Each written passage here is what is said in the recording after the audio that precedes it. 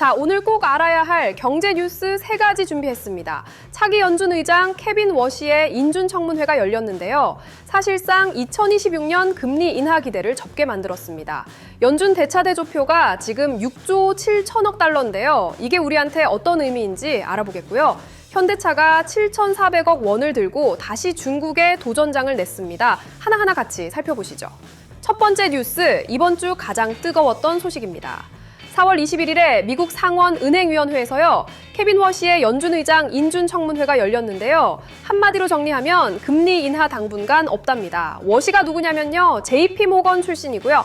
2006년부터 2011년까지 연준 이사를 했던 사람입니다. 월스트리트 출신의 금융 전문가인데요. 이번에 트럼프 대통령이 차기 연준 의장으로 지명한 거죠. 현재 제롬 파월 의장의 임기가 다음 달에 끝나거든요. 자, 여기서 중요한 게 뭐냐면요. 트럼프 대통령이 계속해서 금리를 낮추라고 압박하고 있었잖아요. 그래서 많은 사람들이 걱정했던 거예요. 워시가 트럼프 말 잘 듣는 사람 아니야 하고요. 근데 청문회에서 워시가 뭐라고 했냐면요. 나는 꼭두각시가 아닙니다라고 딱 선을 그었어요. 연준의 독립성을 지키겠다고 명확하게 밝힌 거죠. 그런데 더 충격적인 건 따로 있었습니다. 워시가 연준 운영 방식 자체를 완전히 바꾸겠다고 한 건데요. 본인이 직접 레짐 체인지, 체제 전환이라는 표현까지 썼습니다. 구체적으로 뭘 바꾸겠다는 거냐면요. 첫째, 포워드 가이던스를 폐지하겠다고 했어요. 포워드 가이던스가 뭐냐면요. 연준이 앞으로 금리를 이렇게 할 거예요 라고요. 시장에 미리 알려주는 건데요. 쉽게 말해서 선생님이요. 다음 주 시험 범위 여기까지야 라고 미리 알려주는 거랑 비슷한 건데요. 워시는 이걸 아예 없애겠다는 겁니다. 그러니까 앞으로는 연준이 뭘 할지요. 시장이 스스로 알아서 판단해야 되는 거죠. 둘째, 점도표도 없앨 수 있다고 했어요. 점도표가 뭐냐면요. 연준 위원들 각각이요. 나는 금리가 이 정도까지 갈 것 같아 라고 점을 찍는 건데요. 이걸 모아서 차트로 보여주는 겁니다. 투자자들이 이걸 엄청 중요하게 보거든요. 근데 이것도 없앤다고요. 시장 입장에서는 눈을 가리고 운전하는 것 같은 느낌일 수 있는 거예요. 셋째, 인플레이션 측정 방식 자체를 바꾸겠다고 했습니다. 지금 연준이 쓰는 핵심 PC 물가지수 있잖아요. 이걸 워시가 뭐라고 했냐면요. 대충 짐작한 수치라고 깎아내린 거예요. 그러니까 인플레이션이라는 단어의 정의 자체를 새로 쓰겠다는 뜻입니다. 또 2020년에 도입한 유연한 평균 인플레이션 목표제요. 그러니까 일시적으로 2%를 넘어도 괜찮다는 정책도 폐기하고요. 엄격한 2% 목표로 돌아가겠다고 했어요. 이게 왜 중요하냐면요. 워시의 발언을 종합하면 완전한 매파입니다. 인플레이션 잡는 게 최우선이라는 거예요. 청문회 내내 노동시장 얘기는 딱 한 번 나왔을 정도로요. 고용보다 물가에 집중하겠다는 의지가 확실했던 거죠. 워시는 이렇게 말했습니다. 코로나 이후에 사실상 모든 소득 분위에서요.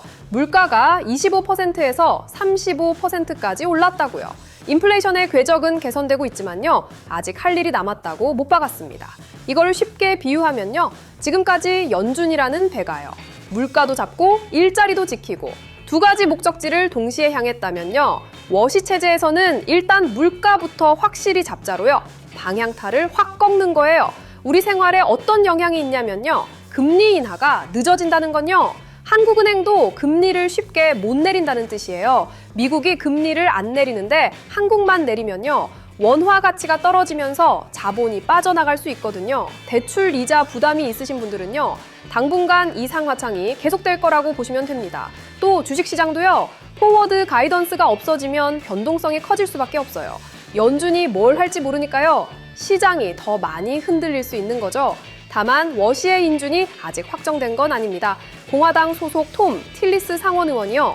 파월 의장 시절 연준 본부 리노베이션 관련 조사가 끝날 때까지요. 인준을 막겠다고 한 상태라서 변수가 남아있는 건 맞아요. 두 번째 뉴스는 첫 번째 뉴스와 연결되는 건데요. 연준의 대차대조표 얘기입니다. 4월 22일 기준으로 연준의 총자산이 6조 7천억 달러 버침입니다. 전주 대비 약 20억 달러 늘었고요. 1년 전과 비교하면 190억 달러 이상 줄었어요. 대차대조표가 뭔지 모르시는 분들을 위해 쉽게 설명드리면요. 연준이 가지고 있는 자산 목록이라고 보시면 됩니다. 우리가 통장에 얼마 있는지 보듯이요. 연준이 미국 국채나 모기지 증권 같은 걸요. 얼마나 들고 있는지 보여주는 거예요. 이 숫자가 크면 클수록요. 연준이 시장에 돈을 많이 풀었다는 뜻이고요. 줄어들면 돈을 걷어들이고 있다는 뜻이에요. 코로나 때를 기억해 보시면요. 연준이 엄청나게 돈을 풀었잖아요. 그때 대차 대조표가 거의 9조 달러까지 갔었어요. 그러다가 2022년 6월부터요. 양적 긴축, 줄여서 QT를 시작한 겁니다. 양적 긴축이 뭐냐면요. 연준이 들고 있는 국채나 모기지 증권이 만기가 돌아오면요. 새로 안 사고 그냥 놔두는 거예요. 그러면 자연스럽게 돈이 시장에서 빠져나가는 거죠. 자, 여기서 중요한 변화가 있었습니다. 2025년 12월 1일에 이 양적 긴축이 공식적으로 종료됐어요. 3년 반 동안 계속된 긴축의 시대가 막을 내린 거죠. 그러면 이제 다시 돈을 푸는 건가? 그건 아닙니다. 연준은 지금 준비금 관리 매입이라는 새로운 체제로 전환했어요. 영어로는 RMP라고 하는데요. 이게 뭐냐면요. 은행들이 연준에 맡겨놓는 돈, 즉 준비금을요.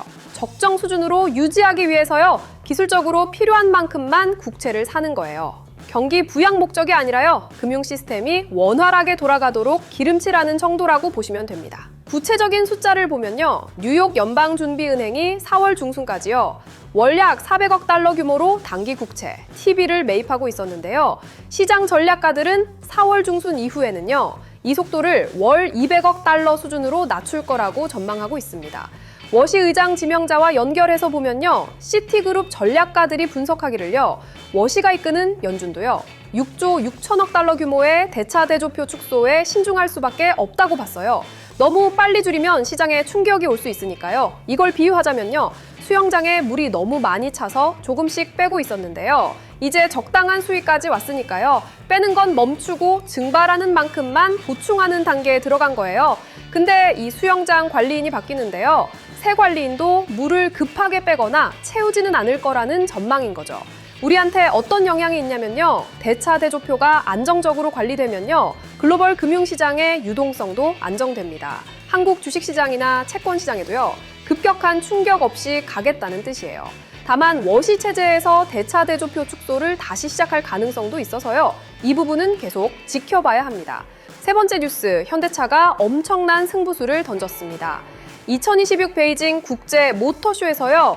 중국 진출 24년 만에요. 전기차 브랜드로 완전히 새롭게 재도전하겠다고 선언한 건데요. 규모부터 봅시다.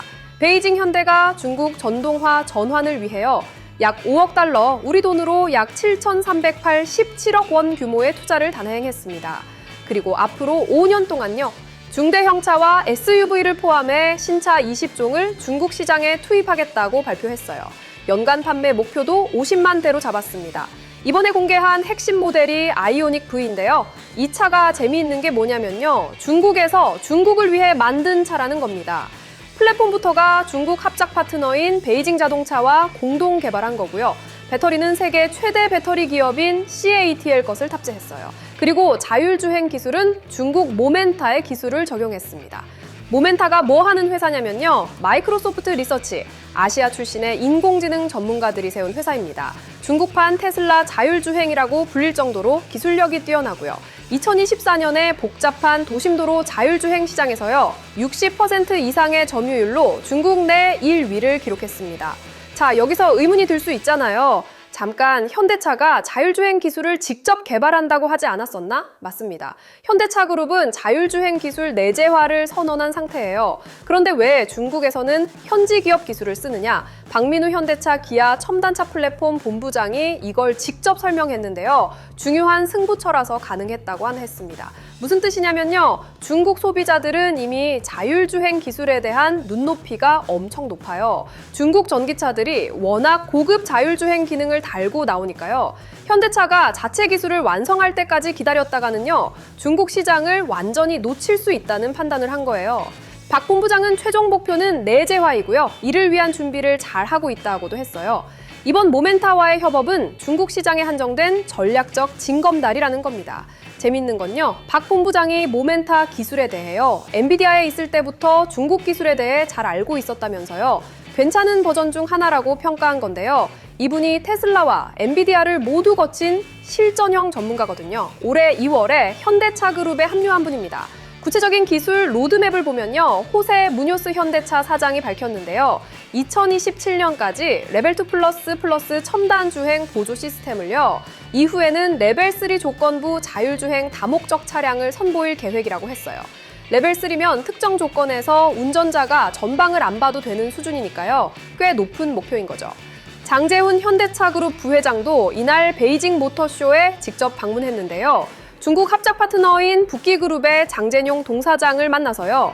중국은 가장 어려운 시장이지만 재기에 성공하고 싶다고 했고요. 중국은 많이 얻고 또 많이 배워야 할 시장이라고 말했습니다.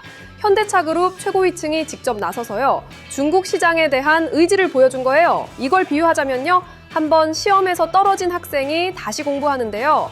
이번에는 혼자 하는 게 아니라요. 그 과목 최고 과외 선생님을 데려와서 같이 준비하는 거예요. 자존심 문제가 아니라요. 붙어야 하니까 실리를 택한 거죠. 생활에 어떤 영향이 있냐면요. 현대차가 중국에서 성공하면요. 부품 협력업체들도 같이 살아납니다. 한국의 자동차 부품 산업이 활력을 되찾을 수 있는 거죠. 또 CATL이나 모멘타 같은 중국 기업과의 기술 협력 경험이요. 글로벌 시장에서의 경쟁력으로 이어질 수도 있어요. 반대로 걱정되는 부분은요. 중국 기업에 대한 기술 의존도가 높아지면요. 나중에 협상력이 약해질 수 있다는 점입니다. 오늘 세 가지 뉴스의 공통점이 뭐냐면요. 전부 다 새로운 판이 짜이고 있다는 겁니다. 연준은 워시 체제로 운영 방식 자체가 바뀌려 하고 있고요. 대차 대조표도 QT 이후 새로운 관리 체제로 들어갔고요. 현대차는 중국에서 완전히 새로운 전략으로 재출발하고 있어요. 변화의 시기에는 불확실성이 커지지만요. 동시에 기회도 생기는 법이죠. 관련 소식 계속 업데이트 해드리겠습니다. 오늘도 이코노클립과 함께 해주셔서 감사합니다.